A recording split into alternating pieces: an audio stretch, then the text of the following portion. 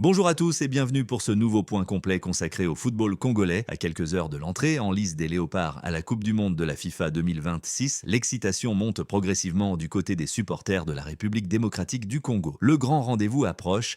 Ce mercredi 7 juin 2026, les hommes de Sébastien Desabre feront leur début dans la compétition face à une redoutable sélection portugaise. Une affiche historique puisqu'il s'agira de la toute première confrontation officielle entre la RDC et le Portugal. En attendant ce choc très attendu, les Léopards poursuivent activement leur préparation sur le sol américain. Après une troisième séance d'entraînement réalisée hier, le staff technique a programmé une quatrième séance ce lundi matin à Houston. Une nouvelle étape importante dans la montée en puissance du groupe congolais avant son premier match mondial. Le sélectionneur Sébastien Desabre peut d'ailleurs se montrer rassurant. Contrairement à certaines rumeurs relayées ces derniers jours sur les réseaux sociaux, aucune blessure n'a été officiellement signalée au sein de l'effectif. À l'heure actuelle, tous les joueurs sont disponibles et poursuivent normalement leur préparation. L'ambiance reste donc sereine dans le camp congolais où l'objectif est désormais de peaufiner les derniers détails avant cette rencontre qui pourrait marquer l'histoire du football national. Chaque séance de travail compte et les Léopards semblent déterminés à arriver dans les meilleures conditions possibles pour défier la sélection portugaise. Du côté des tribunes, la situation est la plus compliquée pour de nombreux supporters venus directement de la République démocratique du Congo. Les difficultés liées à l'obtention des visas ont empêché plusieurs fans de faire le déplacement vers les États-Unis. Malgré cela, l'équipe nationale pourra compter sur le soutien précieux de la diaspora congolaise installés sur place ainsi que sur celui de nombreux compatriotes venant d'autres pays. Une autre information importante concerne la présence du président de la République. Fidèle à sa promesse d'accompagner les Léopards durant cette aventure mondiale, Félix Tshisekedi assistera à cette rencontre face au Portugal. Le chef de l'État, considéré comme le premier supporter de la sélection nationale, sera présent dans les tribunes pour encourager les représentants de la RDC lors de cette entrée en compétition. Cette annonce rappelle également une anecdote qui a récemment fait beaucoup parler.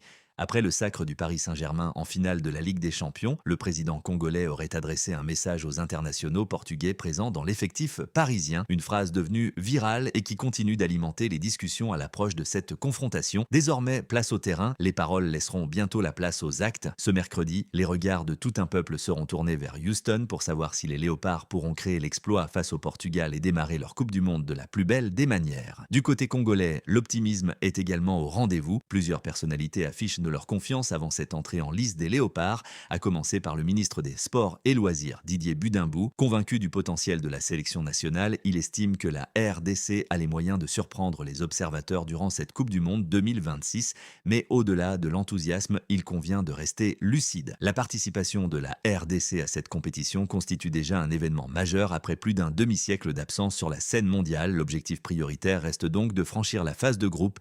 Une qualification pour les 16e de finale représenterait déjà une performance remarquable et confirmerait les progrès réalisés par le football congolais ces dernières années. Bien entendu, si l'occasion se présente d'aller encore plus loin dans la compétition, les Léopards ne devront pas s'en priver. Cependant, l'essentiel demeure de réussir cette première étape et de montrer un visage compétitif face aux meilleures nations du monde. Sur le plan de l'organisation, les officiels de la rencontre entre la RDC et le Portugal sont désormais connus. Un trio arbitral qatari a été désigné pour diriger cette affiche. Abdulrahman Al-Jassim sera l'arbitre principal de la rencontre. Il sera assisté par Taleb Al-Mari et Saoud Al-Markaler. Les fonctions de quatrième arbitre et d'assistant de réserve seront assurés par des officiels sud-africains. Tous les regards seront donc tournés vers cette rencontre capitale qui marquera l'entrée des Léopards dans la compétition. Pendant ce temps, d'autres sélections africaines ont déjà effectué leur début dans ce mondial. La Côte d'Ivoire a parfaitement lancé sa campagne en décrochant une victoire importante face à l'Équateur. À l'inverse, la Tunisie a connu une entrée plus compliquée avec une lourde défaite face à la Suède. D'autres affiches sont également au programme avec notamment l'Espagne qui affrontera le Cap-Vert, tandis que la Belgique sera opposée à l'Égypte dans une rencontre qui s'annonce particulièrement intéressante. Concernant la RDC, le rendez-vous est fixé à mercredi. Les supporters congolais suivront avec attention cette première sortie des hommes de Sébastien Desabre,